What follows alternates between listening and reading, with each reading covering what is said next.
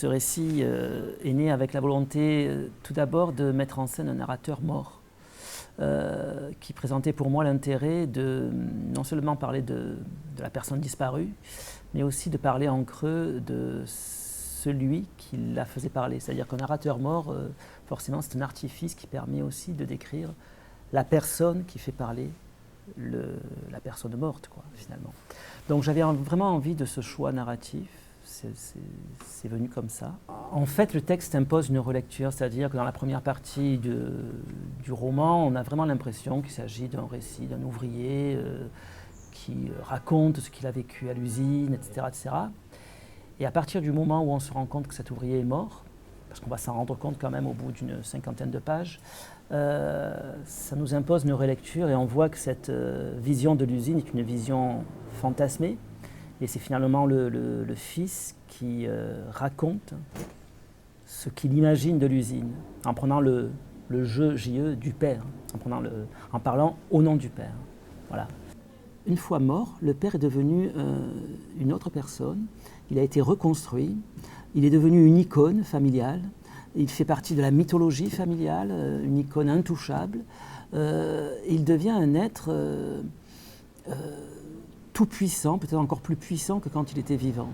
C'est-à-dire que cet être qui est mort écrasé sous un moule, parce qu'il travaillait en usine, est écrasant aussi. Alors c'est un jeu de mots facile, mais je crois que c'est quelqu'un qui m'a dit ça, mais c'est pas que le père qui est écrasé, c'est aussi l'entourage qui est écrasé par sa présence, par la reconstruction dont il a fait l'objet.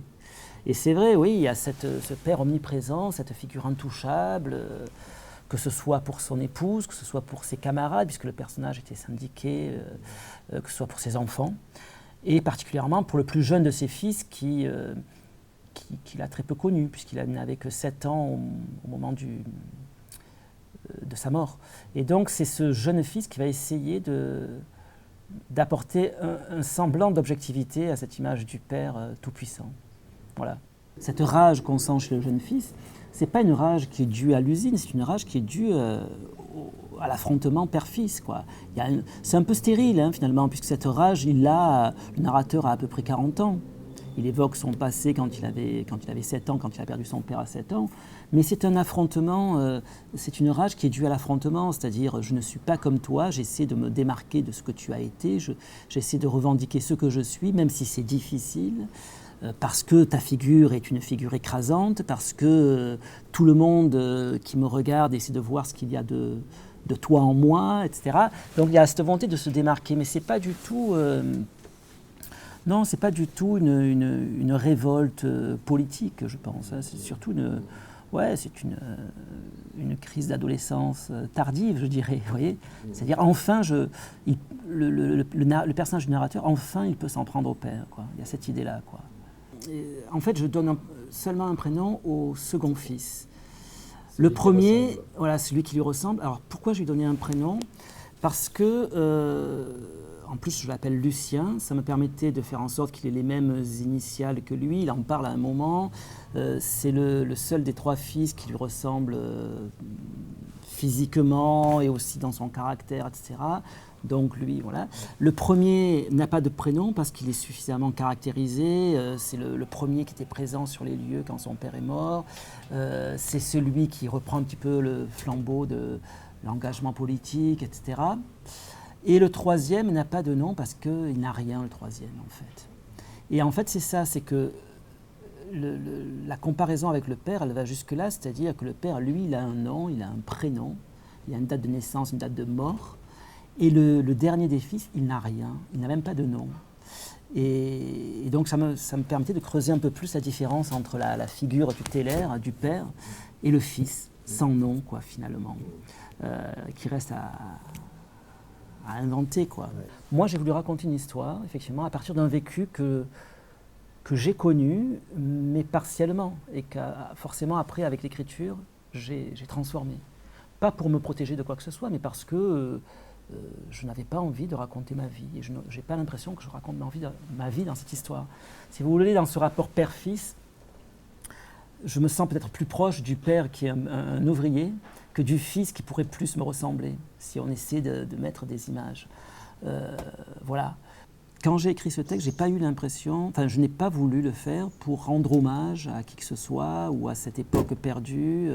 Non, pour moi, l'usine, parler de l'usine, parler des ouvriers, déjà, c'était le lieu aussi. L'usine me permettait de développer comme une dramaturgie où on voyait les corps sous l'effort, les corps qui s'usaient, les corps qui s'amoindrissaient, etc. Ça me permettait effectivement de mettre en scène des personnages comme ça, en pleine action. Alors, non, après, on parle beaucoup de CGT, de Parti communiste, de Dieu. Il y avait le personnage principal, Louis Catella, plusieurs casquettes. Il était à la fois chrétien, communiste, mais ça correspond à une époque, ça aussi, à la fin des années 70, où effectivement, on a toute cette réflexion autour du milieu ouvrier, où les prêtres sont parfois des prêtres ouvriers, où on échange autour de la foi. Mais moi, c'est quelque chose qui m'attire, ça, qui me fascine, c'est-à-dire cet échange, ce foisonnement d'idées, cet échange sur la réflexion qu'on peut mener sur notre vie, sur nos doutes, notre implication. Ça, oui, j'ai voulu le restituer. Mais je ne revendique, je ne revendique rien au sens, vous voyez, je ne veux pas témoigner de quelque chose que je ne connais pas finalement. Ce que j'ai voulu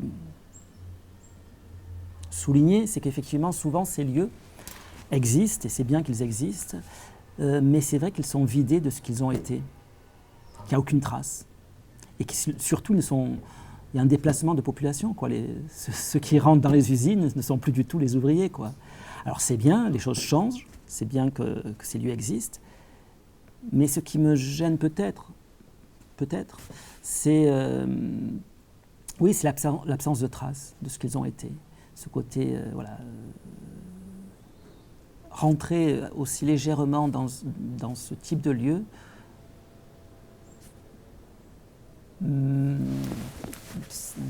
j'allais dire me dérange, mais ça me fait culpabiliser. Voilà, on ne peut pas rentrer, c'est pas un lieu innocent, même si c'est un lieu vraiment, bien sûr, on ne va pas sans arrêt célébrer les ouvriers, mais il y a vraiment, c'est un lieu quand même qui est chargé d'histoire et on l'oublie. Ça fait peut-être un petit peu réactionnaire de dire ça, mais ça me dérange un petit peu. Mais c'est surtout mon personnage, effectivement, qui, lui, ne supporte pas ça et qui pense que non, c'est un lieu, c'est une usine, il faut les transformer en musée, en lieu de mémoire, etc. Oui, effectivement.